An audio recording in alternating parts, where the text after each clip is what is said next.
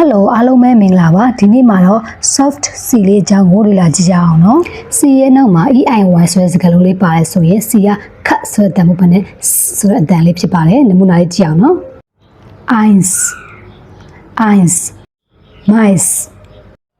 juice peace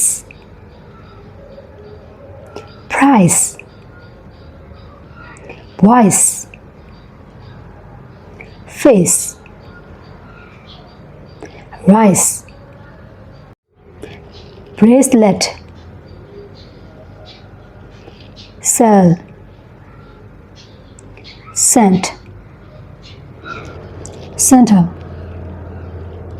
city cinema circle cylinder dance grace grocery